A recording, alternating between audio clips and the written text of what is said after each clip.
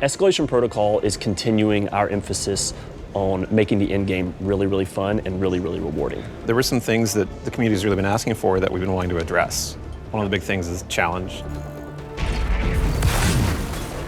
When we decided we want to make that, we were like, oh, well, we should make this have both awesome waves of hard enemies and bosses. I felt like the Hive were actually perfect for this event because the Thrall are almost built to just come at you in waves. Warmind has a couple new varieties they put in, which actually really help. Yeah. We have knights that carry around shields that'll block your shots. On top of that, we have snipers. So in a way, it's kind of like Court of Oryx and Archon's Forge combined. This is one of our first events that actually uses the entire public bubble. And if a public event is supposed to happen while you're running Escalation Protocol, because you can trigger it at any time, the two will integrate together. Every playtest we got into, we went into it thinking, if we can beat this, it's probably still too easy. We oriented all the events and the bosses so that once people have that strategy and they're executing on it, the more players and guardians that come in, that join in the middle, that engage in the event and help, the further it's going to go, the more ammunition they're going to have for that plan.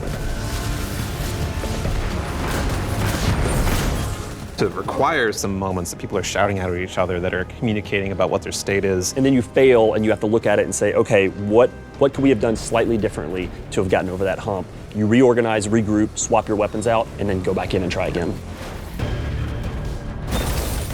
In a lot of ways, good design tells you players should be able to look at something and immediately comprehend what their goal is. And that's true.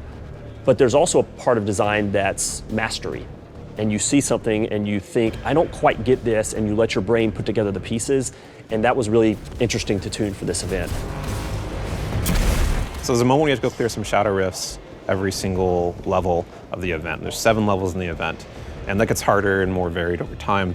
Once you clear these rifts, a knight spawns with a sword. If you kill him, he drops his sword and everyone can grab it and run around with swords, and it's the best. I love it. It's awesome. It's like, is it the Krotos sword? Yeah, it's from D1 that you pulled out? It's pretty much the exact same sword from D1, because that sword is just so much fun. Ben and I we worked together on D1, and we worked on DLCs since then and on Taken King. This was the most fun I've had working on something here. I hope players like it, because sometimes having fun working on something does not translate to players liking it, but I think it will in this case. We don't have the entire picture until the community gets their hand on it, until players actually start playing it and they start breaking it open and looking at the guts and telling us the ideas that we should have had. I know sometimes people might feel like it's not having an impact to continue to tell us what needs to be put into the game or what they think would make the game more fun, but it's that type of feedback that led to Escalation Protocol being developed in the first place.